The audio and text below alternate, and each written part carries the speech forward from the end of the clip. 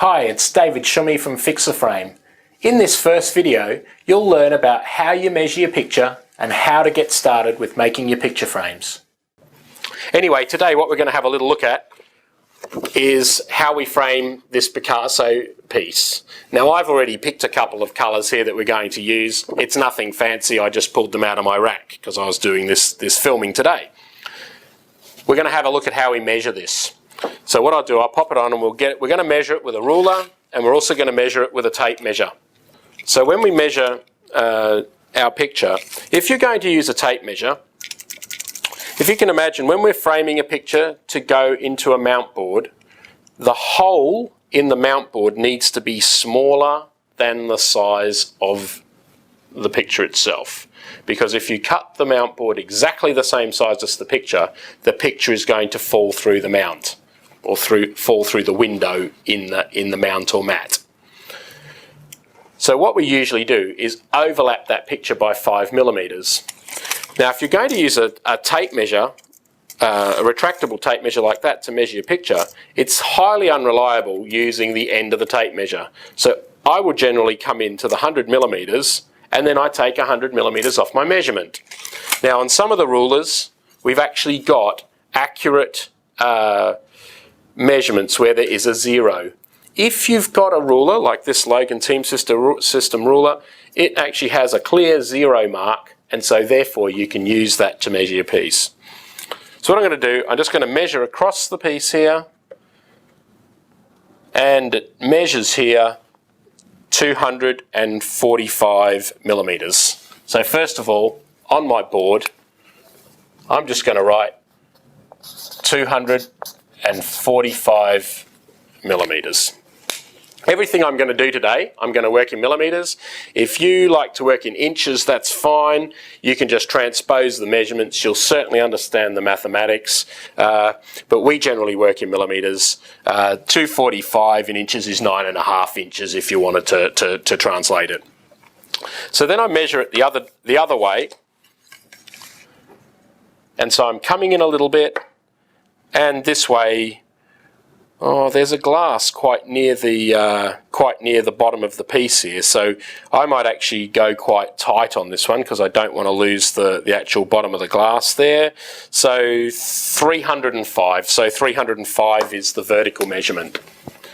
So we have 245 by 305mm. Now when we have a picture, and this has been helped a lot by recent developments, everybody's using computer printers and everything now, so we all know what portrait and landscape is.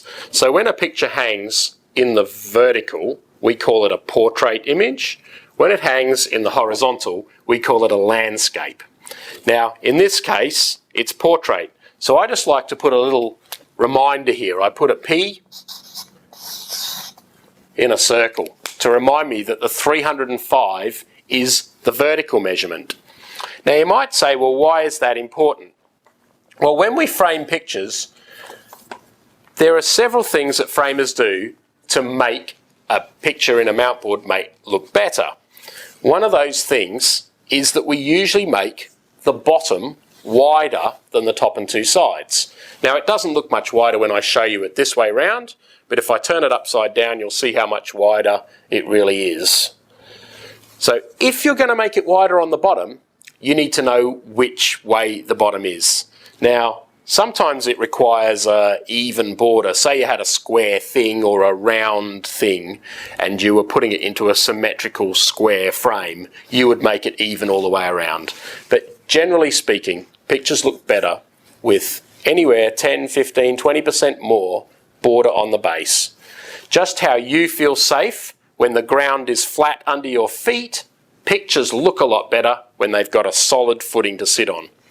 So in this example, what I'm going to do, I'm just going to draw the window here so we can have a look. A visualization of this. So that's a visual representation of my 245 by 305. I'm then going to draw my outside piece just around. So this is basically going to be the border that we're going to put around that picture. With a picture this size, we can vary the size of that border depending on whether you want the piece to look in cramped or whether you want it to look spacious. So let's say you were framing a small personal item. You might have a narrow border and have this little item in a small frame or in a little box. So you may not want a very wide border. Whereas, let's say you put a picture of someone like a portrait in a frame, you might need a lot more space in the border so that the person doesn't look like they're cramped in this little box that you've made. Likewise, if you're framing a beautiful open landscape, you might want a really big, wide border on it so that you give this feeling of vastness. And in fact, with proportions, in certain Oriental and Eastern framing, they generally make the top and the bottom much, much wider than the sides when it's a portrait, and they make the sides wider than the top and the bottom when it's a landscape. And this gives more width to those landscape pieces, and it gives more height to the portrait pieces.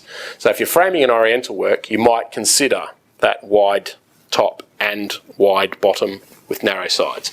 But today we're going to have a look at having the top and two sides the same and a bit more on the base. So in my example, I'm going to use 60 millimeters on the top and two sides and 70 on the bottom.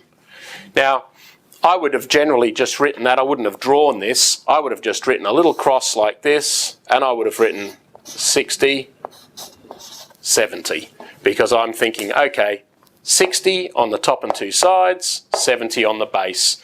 So I wouldn't even do this. But when you're starting out, it may help to draw this, because then you can visualize what you're actually making. Now it's a process of simple mathematics. So we can see that across here, because it was portrait, this measurement across here is the 245. And so from the 245, we can add on 60 and 60, which is 120 onto 245. So it will make it 365. And the other way, we've got 60 and 70 is 130. 130 plus the 305 is 435.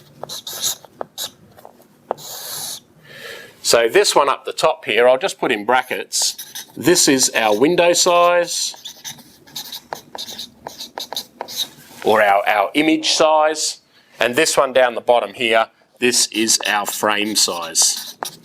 Now, I guess I've used the word frame size, but in effect, this size down the bottom will be the size of the outside of the matting, it'll be the size of your glass, it'll be the size of your backing board, and then when we actually come to cut the frame, we cut the frame with a small allowance. So when we cut the frame, we're actually going to cut it like 367 by 437 millimeters, just so that everything fits in.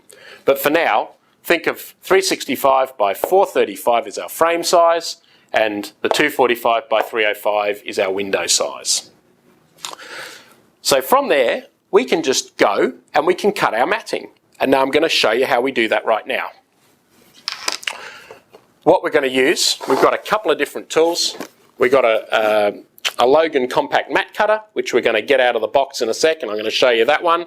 This tool makes it really, really easy.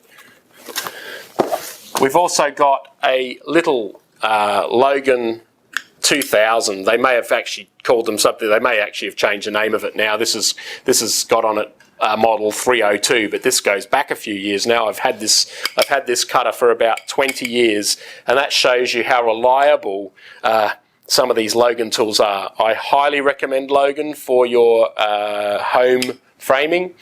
We use big computer-controlled CMC mat cutters now. We have a great big Valiani with many multi-heads on it, and it cuts incredibly fast. But for you at home, these tools, they are not that expensive, and they really, really, really do a good result. So you'll be able to see how I use these today, because I'm going to show you how we use one of those and a little ruler that it locks onto, so we can use the Logan system, and also we're going to have a look at the Logan compact cutter. Hopefully by now you can measure your picture and size up your mat board. In the next video, I'm going to teach you how to square up, so that when you cut it, it's just perfect.